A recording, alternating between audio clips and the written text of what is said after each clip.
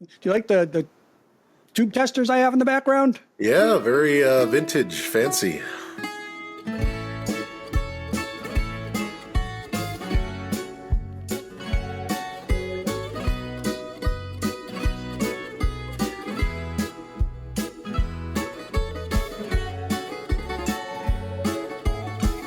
Guys, welcome to the Greek Audio Geek. I am Michael. I am Greek, although I'm not wearing one of my Greek shirts that my wife bought me for Christmas. I will make sure she doesn't see this video.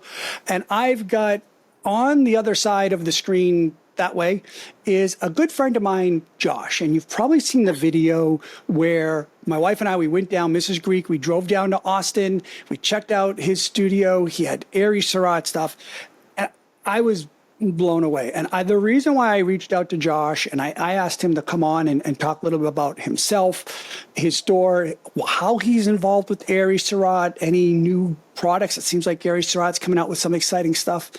But here's what's really important for me. For those of you who know, who've watched my previous videos, here is my rating system. I have gear that I think is crappy. Then there's gear that is okay. Then there's gear that it's pretty good. Then there's gear that I think is very good. And there's a bunch of stuff in that very, very good stuff, but I still wouldn't, if it were my money, I still wouldn't own it. And then there's a very small, thin layer at the very top of stuff that I think that is good enough that I would actually own it. And Aries-Cerat is at the top of that list, in my personal opinion. So first of all, Josh, welcome and thank you for meeting with me today. And I know you are suffering from a recent dentist visit, so I promise I'll go nice on you. Thank you. So Josh, tell us a little bit how you got into the whole hi-fi stuff about your place, Believe High Fidelity, and why you got into the whole Aries-Cerat stuff. Well, it was during the 2008 dilemma, we'll call it dilemma, of housing that the shift from a dealer to distributor kind of came to forefront of mind because I didn't like that everybody was desperate to stay alive. I understand why they were desperate, but it became like a fire sale. Everything was going for half off. You know, if you're trying to have a business where you have any kind of margin to live off of, that wasn't going to cut the mustard. So I had to make a call if I wanted to stay, tried and true, or if I wanted to make the transition. So obviously I made the transition. And when you make that transition, you have to be prepared. You have to know what you want to go to market with, what's going to maybe resonate with people, what your brand and identity and message is going to be. And that took a fair bit of time. The Believe High Fidelity, as I've shared the story a few times, just came about because I knew that what was pervasive in the market wasn't really high fidelity. It was a lot of vintage designs that were put into modern equipment, modern chassis, same techniques, no innovation really, just pretty stuff. Wouldn't mind owning pretty stuff. Everybody likes a nice looking hi-fi system and rack and all that. But Aries-Cerat came on my radar because I look for different. I look for innovation, and of course they got to pull that off. And he did that in spades. But it took probably 3 years. I think 3 years before I actually picked him up and made that transition because Cyprus is an export-only country, and you have hi-fi, which isn't known to be high-volume stuff. So my concern of his long-term viability was in question. It was a big decision to invest in very expensive gear with a country that only does export. But we became fast friends. I mean, we definitely stayed in touch over those years, and I kept having that gut check. Is it the right time? Is it the right time? Then finally, I made the plug. We settled on CES as the place to debut because really it was the only place that would let you have a big room. As you know, the big rooms are always taken by the bigger manufacturers with bigger marketing budgets. They get the preferential treatment. I get all that, but so we settled on CES. Him and his dad flew out. We debuted everything as a package, and that's how Aries-Cerat and Believe High Fidelity came to the U.S. markets over a decade ago now. Well, and I'll say that, you touched on a couple of things that I've now been doing. I've been I'm not an audiophile, I'm a music file. I've been a music file for over 40 years now. And in the several years that I've been doing these videos and I've been making friends in the industry and seeing how things are behind the scenes, you touched on something which I think most people it passed over most people not really noticing it. When you said that it was a gut check, you wanted to make sure they were viable, you wanted to build that relationship. I think what a lot of people don't realize is how much time, effort, and energy is put in by the good distributors. Because let's be honest, there are some distributors, and we're not going to name any names, that do this as a part-time hobby, and that is to the detriment of the end consumer. So you were coming in and you wanted to make sure that when you put your name and your company and your money behind it, that you're there and able to support the end consumer, along with Aries-Cerat being right there with you. 100% correct. And as you can imagine, even though people say, well, of course you're going to speak preferential, it's your stuff. It's like, no, this is, you've seen the price tag on Aries-Cerat equipment. It starts in the 5 figures for just about everything. So I'm putting a lot of money up on the table to take a big risk on an export-only country, and it was only because of that relational aspect and the know-how that I knew that if I had a product this good with somebody that could continually engineer and make breakthroughs, why wouldn't that be successful? If I leverage my background and skill set to bring that to the forefront, then everything should take care of itself, unless we got down and dirty in the mud pit because we disagreed over something. So everything was difficult at first because, as you know, new brands. Who wants to cover new brands when you got tried and true? You can talk about Macintosh and everybody's going to know what you're saying. Everybody's heard it, touched it, smelt it, and you bring a new brand. It's like, well, I may like it, but how good of a resale value am I going to get if I decide I want to get something else? How reliable are they? They've only been in the market, I don't know, Joshua, I don't know Believe High Fidelity, I don't know Aries-Cerat, how long is that going to last? All those normal questions that consumers have when they want to take a risk on a brand new brand were viable. And so it took, probably 2.5 years till that started to kick off. And then, of course, the viral video that Jana did really showcased how much interest there was in this brand, not just from audiophiles, but from music lovers and music files as well. Yeah, and I'll say the way I discovered the brand was, for me, I agree with what you said, not picking on Macintosh, but one of the things that's very important to me on my Facebook and my YouTube channel is I like the boutique brands. I feel that there's more passion, more innovation. I'm bored by the mainstream hi-fi companies. I'm bored by talking about them, which is why I typically don't. So I went out searching for new and different, and I came across Aries-Cerat. Now, guys, I don't get paid for these videos. Josh is not paying me a penny for this. He didn't even ask me to do this. But here's why I chose to do this. When my wife and I drove down to his place in Austin to hear Aries-Cerat, never having heard it, and then came back with the Genesis 845 integrated and the Helene DAC, which I'll be having videos coming out on those soon. It is easily the most musical and jaw-dropping experience I've ever had in my system at any price. And I will say this, that for me, first of all, when Josh and I, when we were at his place and he played different types of amps that they had, it was great that we both found we had similar hearing. So I think that allowed us to have a common conversation. You never rushed me. You never tried to lead me in any direction. You wanted to see what I liked. But I will say this, and I never would have said this a few years ago, but I'm going to say it now. That Genesis integrated, which I think is somewhere in the park of about 30,000 retail, somewhere around there. When I look at other gear that I've heard or that I've had here that's in the $25,000 range up to $60,000 for either separates or integrateds, that genus beats them all. It beats them all. And you realize that you can, yes, and my dream is to win the lottery and to get bigger, more expensive Aries-Cerat stuff. But you don't need to spend six figures to get awesome stuff from Aries-Cerat. That's very true. And I'm glad that you liked it, because some people, they still prefer the brands that they're familiar with that seem to resonate. So it's very subjective. I don't want to take that and say, well, you see why it's, because, you've been around the block long enough, that everybody has taste, everybody has their own ears. That's one of the things I like about it. And there's no right or wrong. Because somebody likes something or doesn't make them right or wrong.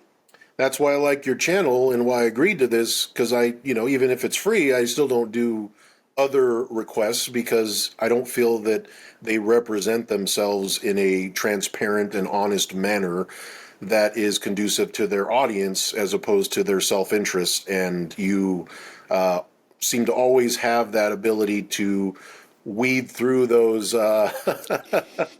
those waters. Nothing that I would ever want to do, but kudos off to you. And yeah, I'm glad it resonated with you. I'm glad it was the right fit. It doesn't always end up that way. I've had circumstances where it wasn't. That's okay. This is the part of the sensitivity factor in this business that I think people need to really relax a little bit and realize that this isn't a contest. It's a hobby. Yeah. Enjoy what you like. Don't give too much sweat if you don't like it.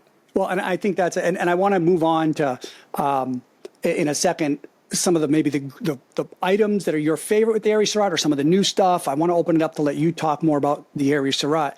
But I will say, I think you nailed it on the head that I was surprised by the size of egos in this business. And I'm not here to talk about the business with you, but I'm just saying that for me, even with dealing with other dealers and distributors, the fact that you approach this in a non-egotistical and a sincere way. And I know this because I've talked to others who've been to your store. I've talked to others who are dealing with you on buying stuff. So I know it's just not a unique experience in how you've worked with me. I would tell people that you need to really choose your dealer wisely, because when you start spending this kind of money on gear, it is a form of marriage. To death to us part, Michael.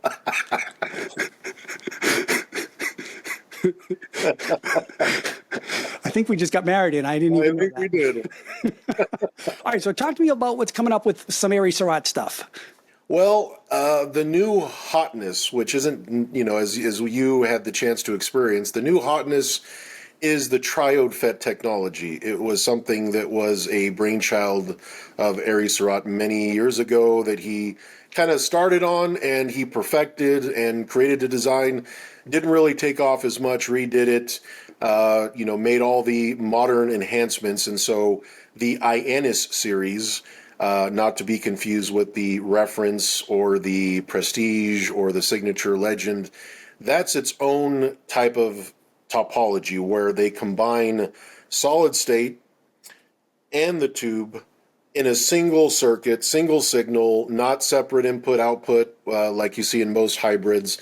And you look under an oscilloscope and it looks like a tube. So Stavros has said that it is more tube than tube, but I don't know that I agree with that. I have my own personal preference like everybody else, and I still prefer his original designs. And I like to give people the chance to have that contrast, to listen to them both. And certainly some people prefer the new design. It's more cleaner. It has more highs, and that's going to be more of a function of the orange kind of color. That seems to be very synonymous with the ribbed sides. That's more synonymous with the new designs, and then the traditional being the traditional look.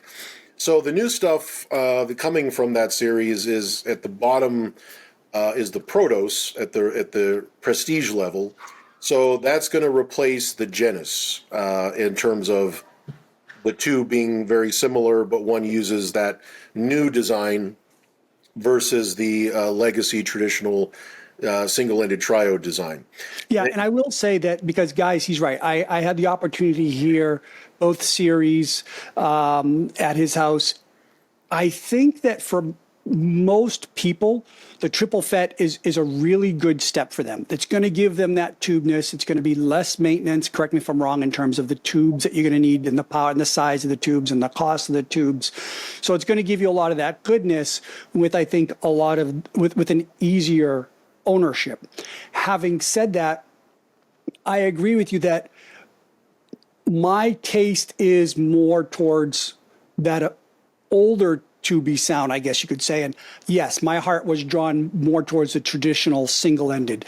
That's not saying anything bad about triple FET. It's to what you were saying in terms of system synergy, what speakers you're driving, and what your personal preference is. You have the options. Yeah, and I think it's also in terms of speakers. I'm running Toby and Horn speakers right now, which are relatively efficient. I think they're 98 dBs. So it's a matter of, if I took the same system I have today, and I'm not telling you anything you don't know, but I'm a big believer that if I took the same exact system, the same exact gear, and I moved it into just a different a room in my house, it would be a very different sound. So you really need to try it, see what works for you, see what your personal preference is. Having said that, I'm just telling you right now, when I win the lottery, I'm going to buy the 6 chassis, I think it was triple chassis per channel, monoblock tube amps. And you're smiling because you know exactly what I'm talking about. That my wife had to pry me away from because those things were so beautiful. Those are something special. Definitely not something that you'll see as 6 chassis stacked with, 20 plus tubes of chassis. I mean, that's nuts. Who wants that headache, right? I do. You do. I will gladly deal with it. Yeah, I mean that is interesting that it's only 65 watts at 6 chassis. I mean, that's something people think, oh, this has got to be a beast, and it's still runs off of the same engineering of single-ended and capped at the maximum output that they can deliver. Yeah, and I'll add to that, and that's a good point, guys. Not all watts are created equal. And oftentimes you'll hear, well, depending upon how your tube amp is built, it may sound more powerful than the wattage. The Genesis, I think, is only about 24 watts-ish, right around there. And I play everything from classical to opera to blues. And when the wife is out, I have been known to break out the bottle of vodka and relive my vocal trance days when I went to raves. And I will tell you that Genesis has no problems keeping it going with the best of the vocal trance. And when I hear people say, well, tubes can't produce bass, my response is, you haven't heard it done right. That is pretty common. I think the size of Aries-Cerat certainly answers the question as to why tubes can't do bass, because I think that integrated is like 160 or 170 pounds. Yeah, so why do you need big transformers, big capacitors, big chokes? I mean, everything is big in the Aries-Cerat, but it's only producing 20 watts. And I've had a few folks tell me, well, straight wire with gain, you want to gently touch the signal. You don't want to give it too much, but it's the exact opposite. Is everything has a load, everything needs to be driven properly. And if you don't have enough capacitance to drive the stage, you're going to get flappy bass. And if you got a pizza box tube amplifier, there's a lot of them that maybe they don't have as much capacitance to give you that on-demand power when you need it. So all of those things are relative to the design, and I'm not discounting that tubes don't have bass, because a lot of them don't, but some of them do. It all depends. No, I totally agree with that. So tell me, are there other? I've seen a couple of other sneak peeks on Stavros's website on what may be coming up with Aries-Cerat. The message is, don't share this information, and so I have at any given time probably 4 or 5 things that are non-public, not even on Facebook, not Instagram, nothing, that he's working on. So I can say that he's always working on something. He doesn't rest. He has that artistry that, most people, they just want to paint. He just wants to create.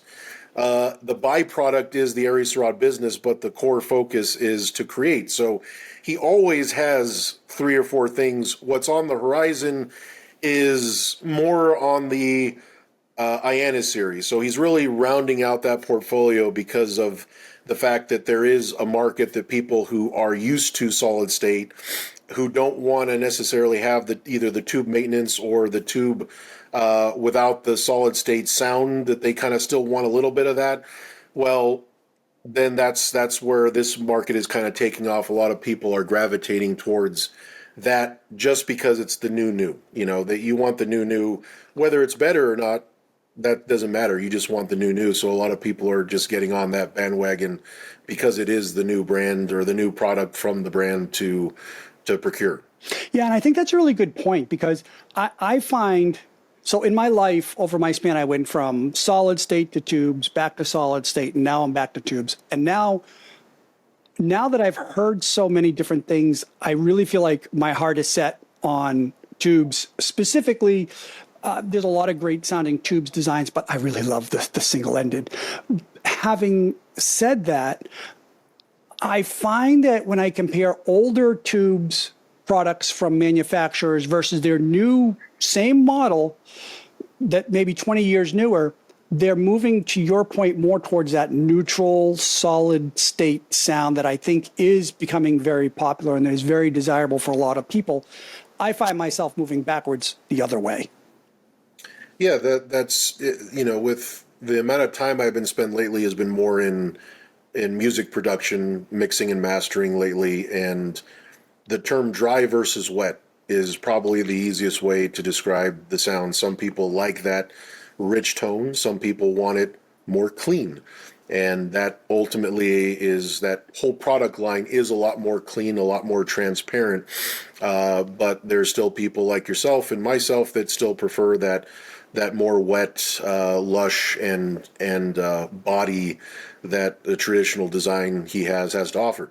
And it very well could be. I don't want to discount the objectivists that may be watching, but it could be my bias just because I've heard it for such a long time that I just prefer that, not really embracing the new. So I leave it up to everybody to choose for themselves. Well, and I think that's one of the reasons why we have a similar outlook. I think we both have that similar outlook, and that there is no right or wrong. I would never tell somebody what their version is of better is wrong. So I agree with you, and you've always been that way with me as well. To your point, even on my recording studio stuff, like my Rupert Neve stuff, you got that silk switch, that silk button. You can control and you can add a little bit of that. For those of us, I know there's a lot of people on the professional side that watch this channel as well. I think that will be something that's relatable for them. So, all right, so last question for you. And I don't want to put you on the spot, but if you won the lottery and you had all the money in the world, what would your ideal Aries-Cerat setup be?